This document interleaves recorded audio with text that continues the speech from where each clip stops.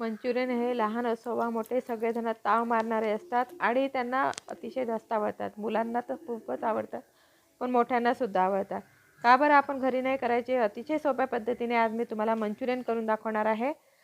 इथे पत्ताकोबी घ्यायची आपल्याला आणि पत्ताकोबी आपल्याला कापून घ्यायची आहे.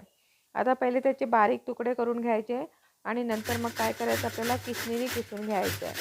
बारीक किसणी वापरायची आणि किसणीने आपल्याला किसून घ्यायचं. पूर्ण पत्ताकोबी आता इथे छान किसून झालेली आहे आणि नंतर आपण मोजून घ्यायचं किती झालेले आहे. आता इथे 2 वाटी किस झालेला आहे आणि खूप दाबून असा घेतला नाही आहे. आणि 2 वाटी किस झाल्यानंतर एका ताटामध्ये किंवा तुम्ही एका त्या बाउलमध्ये काढून घ्यायचा.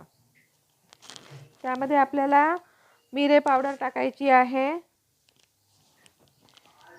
तिखट टाकायचं आवडीनुसार आणि थोडंसं मीठ टाकायचं चवीनुसार. आता याच्यात तुम्ही आलं लसणाची पेस्टसुद्धा टाकू शकता, पण मी त्यामध्ये टाकलेली नाही आहे. नंतर मैदा टाकायचा.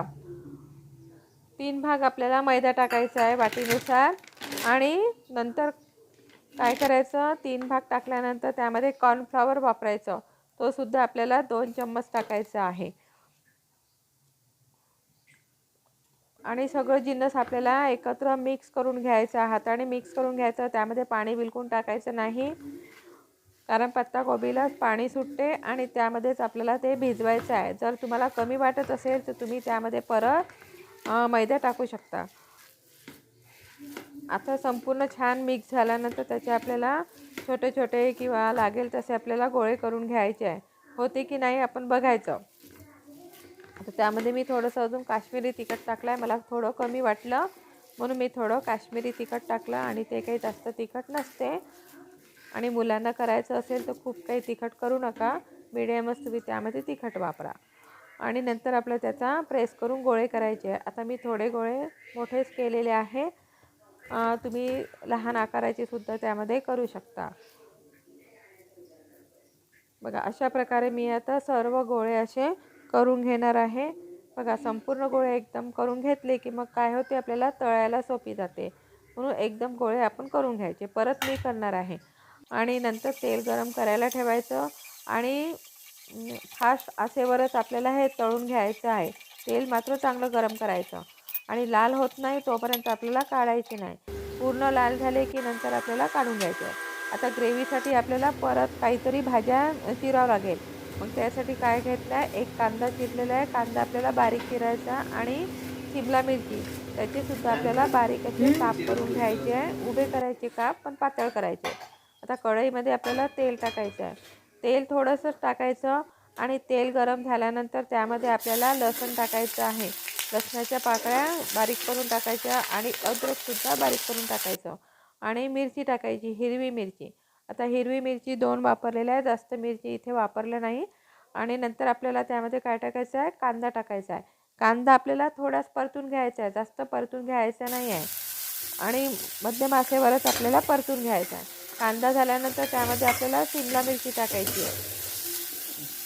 आणि शिमला मिरची आणि कांदा आपल्याला थोडा परतून घ्यायचा आहे आणि त्यामध्येच आपल्याला मग टमाटर सॉस टाकायचा. आता इथे मी टमाटर सॉस वापरलेला आहे.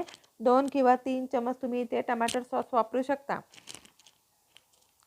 टमाटर सॉस वापरल्यानंतर परत थोडंसं हलवून घ्यायचा आणि नंतर आपल्याला त्यामध्ये चिली सॉस टाकायचा आहे. चिली सॉस इथे मी 1च चम्मच वापरला आहे, जास्त वापर केला नाही चिली सॉसचा. आणि नंतर आपल्याला त्यामध्ये हा चिली सॉस टाकलेला आहे आणि नंतर त्यामध्ये आपल्याला व्हिनेगर टाकायचं आहे. व्हिनेगरसुद्धा मी इथे 1 चम्मच थोडं जास्त वापरलेलं आहे. आणि इथे कॉर्नफ्लॉवर 1 चम्मच कॉर्नफ्लॉवर घ्यायचं आणि त्यामध्ये आपल्याला पाणी टाकायचं आहे आणि गुठळ्या होऊ द्यायच्या नाही. हलक्या हाताने आपल्याला हलवून घ्यायचं आहे. बिलकुल गुठळ्या त्यामध्ये नाही व्हायला पाहिजे. आणि त्या ग्रेव्हीमध्ये आपल्याला मसाल्यामध्ये थोडंसं आता पाणी टाकायचं आहे आपल्याला. पाणी टाकल्यानंतर लगेच मग त्यामध्ये थोडं तिखट टाकायचं. तिखट 1च चम्मच वापरलं आहे आणि चवीनुसार आपल्याला मीठ टाकायचं आहे. आणि सगळे मसाले आपले छान झालेले आहे.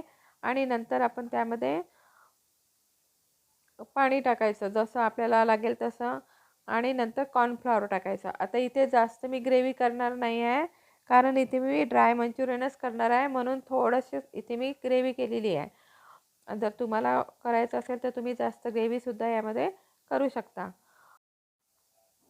आता जे मंचुरियन आपण तळले होते ते पूर्ण त्यामध्ये टाकायचे आणि पूर्ण टाकल्यानंतर आपल्याला फक्त 2 किंवा 3 मिनटंच त्यामध्ये होऊ द्यायचं आहे. जास्त वेळ आपल्याला होऊ द्यायचं नाही, कारण त्यामध्ये आपण कॉर्नफ्लोअर टाकलं आहे ना, तर ते घट्ट होऊन जातात. बघा आपले किती सुंदर आणि छान झालेले आहे. अतिशय सोप्या पद्धतीने मी तुम्हाला मंचुरियन सांगितले आहे. लहान मुलांच्या आवडीचे आहे. तुम्ही केव्हाही करून देऊ शकता. आपण बाजारातले नेहमीच खातो, पण घरी तुम्ही करून बघा. घरीसुद्धा बाजारासारखेच होतात आणि सगळ्यांना आवडणार आहे. लहान असो वा मोठे सगळ्यांना आवडणारे हे मंचुरियन आहे. आता नंतर आपण डिश सर्व करायची.